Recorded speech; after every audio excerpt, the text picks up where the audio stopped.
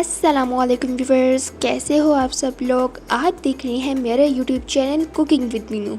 आज मैं आपके लिए लेकर आई हूँ स्पेशल अरबी चाट की रेसिपी, जिसको हम बनाएंगे और आप खा सकते हैं उनको दो तरीके से।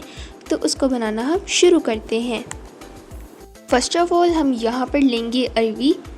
उसको हमने बॉईल कर लेना है नमक डालकर।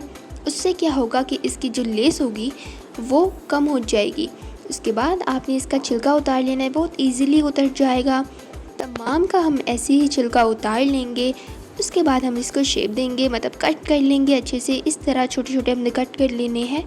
अगर आप मेरे चैनल पे न्यू है तो मेरे चैनल को सब्सक्राइब भी कर दीजिए, और वीडियो अगर पसंद आती है तो वीडियो को भी लाइक और शेयर ज़रूर कर दीजिएगा। एंड कमेंट सेक्शन में ज़रूर बताना कि आपको हमारी रेसिपी कैसी लगती है। अब आपने क्या करना है, एक बाउल के अंदर टमाटर, हरी मिर्च और सब्ज़ धनिया डाल देना है। उसके बाद हम इसके अंदर शामिल करेंगे थोड़ा सा लहसुन, कटे हुए प्याज, और इसके अलावा हाफ चम्मच ज़ीरा और 1 स्पून चिली फ्लेक्स। ये सब शामिल करके उसके बाद हम इसके अंदर डालेंगे हस्बे जायका नमक। अब हम इसके अंदर शामिल करेंगे इमली, हाफ कप।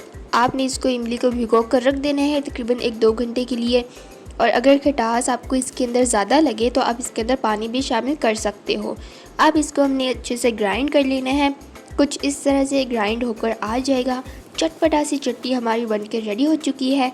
अब हम इसके अंदर शामिल करेंगे कटे हुए खीरे और साथ में अरवी जो हमने पीछे काटी थी, वो सब हम इसके अंदर शामिल कर देंगे। एज़ यू नो कि अब ईद भी हमारी करीब है, तो आप इसको बनाकर चावलों के साथ मेहमानों को सर्व कर सकते हो। बहुत इजी तरीके से हम इसको बना रहे हैं एंड जल्दी से झटपट से बन जाता है। आप इसको बनाकर तकरीबन 1-2 दिन के लिए स्टोर भी कर सकते हो, और इसके अलावा वाइट राइस के साथ खा सकते हो। पराठे में भी, नाश्ते में भी आप आराम से इसको पराठे के साथ खा सकते हो। हमने सालन तो बहुत खाया हुआ है अरबी का, लेकिन उसकी चाट नहीं खाई, तो इस बार आप ये चाट बनाकर ट्राई कीजिएगा। उम्मीद करती हूँ कि आपको ये चाट ज़रूर पसंद आएगी। अब लास्ट में हम इसके ऊपर डालेंगे तिल, और हमारी जो ये चाट है ये बनकर रेडी हो चुकी है।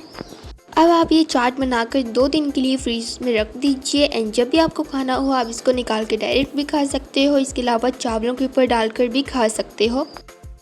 इस चाट को आप 2 तरीके से खा सकते हो।